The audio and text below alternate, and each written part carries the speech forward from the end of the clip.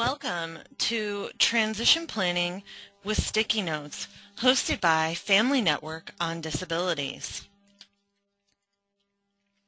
Family Network on Disabilities is family-driven and a nonprofit 501c3. What makes F&D unique is the majority of our board of directors, all of our management staff, and all of our program staff are parents or family members of persons with disabilities. When a family member calls F&D, they not only receive expertise and knowledge of a professional, but also the compassion and empathy of someone who has walked and continues to walk in their shoes. We do not act as attorneys. We don't represent families, and we don't give legal advice. We do provide support. F&D has been the statewide parent-to-parent since 1985, and the value of families getting support by networking with other families is built into everything we do. We often get calls from parents or other family members who just need to talk, and we're there to listen. We provide information. Altogether, F&D logs over 15,000 calls a year, most of them from parents, family members, or professionals who are looking for information. We have a large database of resources in Florida and a library filled with disability-related information. Regardless of the question, our staff will go the extra mile to find an answer. We also help you identify options. Our philosophy here at F&D is it is not our role to tell families what to do, but it is our role, however, to inform families of what their options are and encourage them to make their own decisions about what's right for their family. Moving forward, this is Transition Planning with Sticky Notes. This training was designed to show parents and professionals and youth how easy transition planning can be if you simplify the transition process by using sticky notes to do your transition planning. Let's go over some of the definitions of key terms that will be used in this training. One is post-secondary goal. A post-secondary goal is a measurable post-secondary goal related to employment, such as post-secondary education or independent living. Initially, these goals may be broad as employment after graduation, and later they may become more specific, such as paid integrated clerical work with supports and training. Course of study. These are courses of study within general curriculum that will support the post-school goal. An example would be courses needed to complete a standard diploma, if a student's goal is to attend a four-year college. Other options for courses of study are career and technical education for those who prefer a two-year degree or certificate. For students who need to learn by doing, may prefer academics and community-based training. Instruction. Instruction is specific types of training that supports the post-school goal. This might include areas such as self-determination and disability awareness, or specific types of instruction such as occupational skill training or on-the-job training. Community experience. This identifies ways in which students can apply what is learned in the school to the actual settings where they will be used. For college-bound students, this might include taking actual college classes. For students planning to enter employment, this should generally include community work experiences or job shadowing. Career development skills. These are the skills you build on and develop to help you build a career. Related services. They aim to identify how to address the student's disability relative to his or her post-school goal. This might include worksite accommodations for students with physical and sensory disabilities, organizers and checklists for students with cognitive disabilities and behavioral supports, and flexible scheduling for students with emotional disabilities. Life skills. This is a set of human skills acquired via teaching or direct experience that are used for a person to live independently and used to handle problems and questions commonly encountered in daily human life. Assessments. These are evaluations provided to the young adult to determine eligibility for services and accommodations. Now let's go over some of the steps in transition planning. The following are steps in transition planning that come from the Individuals with Disabilities Education Improvement Act of 2004. First, you identify a post-school goal and identify a course of study. Keep the student's goals, abilities, and interests in mind. Then, When you identify the course of study, you identify the courses of study within the general curriculum that support the post-school goal. Then step 2 is instruction. You identify specific types of training that support the post-school goal. Step 3 is community experience. Identify if there are experiences within the community such as clubs, field trips, and internships that can help the student meet their post-school goal. Step 4, career development skills. Identify skills that the student will need to develop in order to meet their post-school goal and work in their career of choice.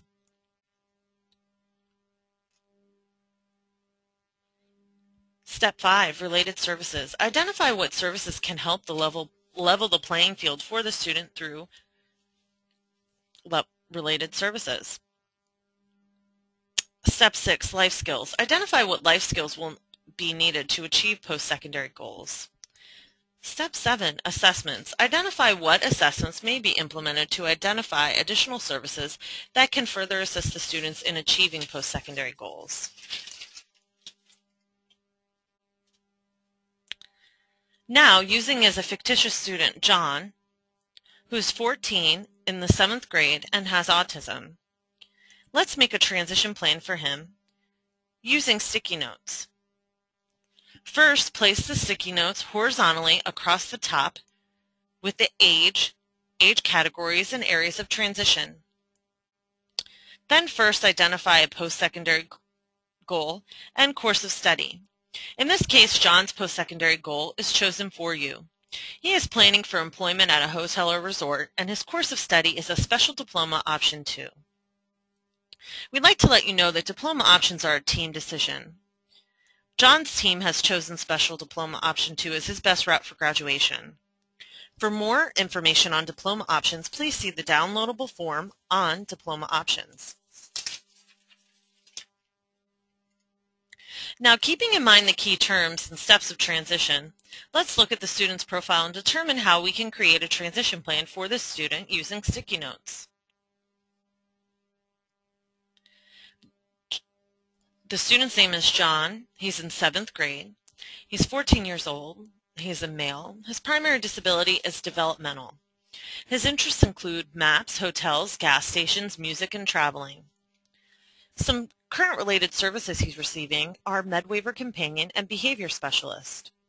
His academic skills are at the following. Reading skills are at the 5th grade level. Writing skills, the 4th grade level. Math skills at the 2nd grade level.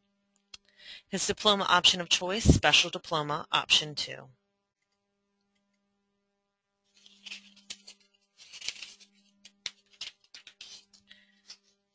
Now we will look at John at the age of 14 or 15. Transition planning in the state of Florida starts at age 14.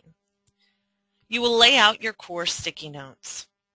If you see on the left side of the screen, these are the areas of transition we previously discussed. Then you will identify a post-school goal and course of study. Again, in this case, his post-secondary goal is employment at a hotel resort. And add course of study, we put SD2 for Special Diploma Option 2. Second, address the sticky note for John the team has chosen for instruction, intensive reading, and money math. For community experience, the team has chosen community-based instruction and public transportation.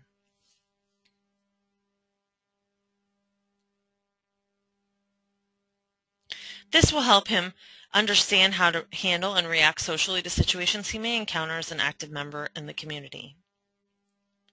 Part of John's community-based instruction will be to start to learn about public transportation. He will also get social skills instruction. For career development, he will practice interviewing and tour in a hotel. For related services, he will continue his MedWaiver Companion services. For life skills, he will learn how to prep meals and practice daily living skills. For assessments, he will go through an assistive technology evaluation.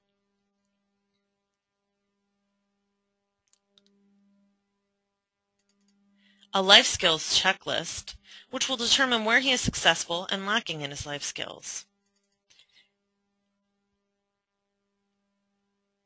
The team also decided to provide a cumulative evaluation to ensure John's present level of academic performance is established the first year of transitioning.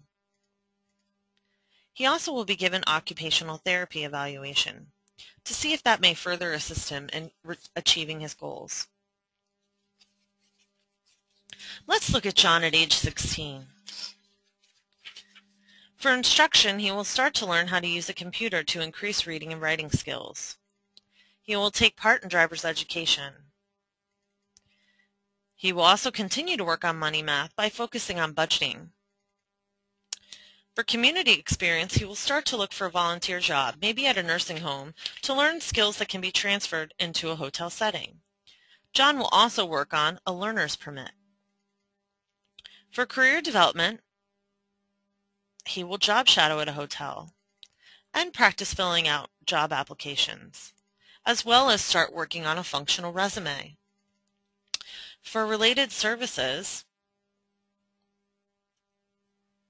he will get in contact with vocational rehab and occupational therapy if needed as a related service.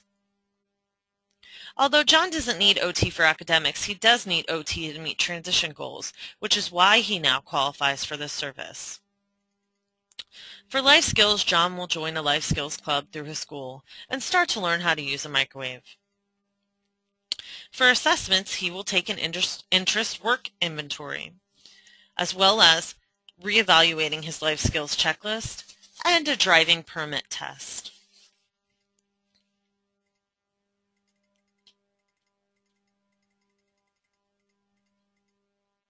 Looking at John at the age of 17, for instruction, he will take a culinary class, banking skills, and computer skills on how to manage the internet. Community experience will include visiting a bank, joining a Center for Independent Living youth group, and volunteering at a hospital. For career development, he will research jobs in the hospitality field, as well as develop some soft skills and work in the school cafeteria.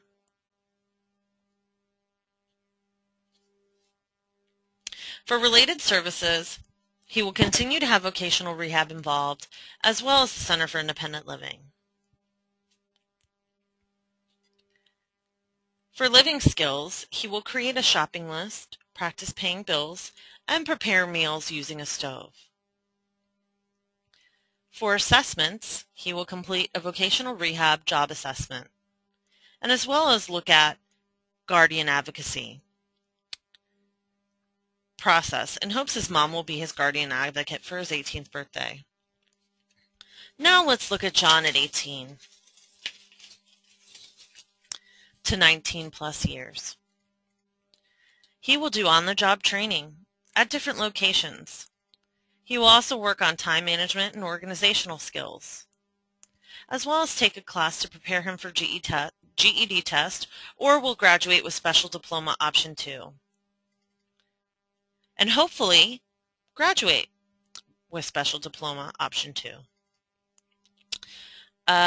For community experience, he will participate in the Hyatt culinary program, stay a week from home on a college campus, and attend prom. For career development, he will research post-secondary programs on the internet, obtain a part-time job with VR assistance, and complete a food safety course through the Hyatt program. His related services will include vocational rehab, occupational therapy for cooking and cleaning, and a job coach for his part-time job. His life skills will include shop and planning a menu for a month, applying and visiting an independent living apartment, and working on house cleaning skills and schedule. For assessments, he will be given a self-determination assessment, an APT-ILS assessment,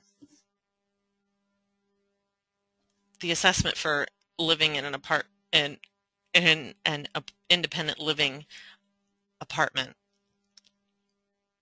to determine his own eligibility to live on his own and the services he will need to do so, as well as the GED pretest and the GED test. We hope this gives you a better understanding on the simple way that you can just lay out sticky notes, identifying the different areas of transition, and looking at your students' goals in mind, and simplifying the transition process.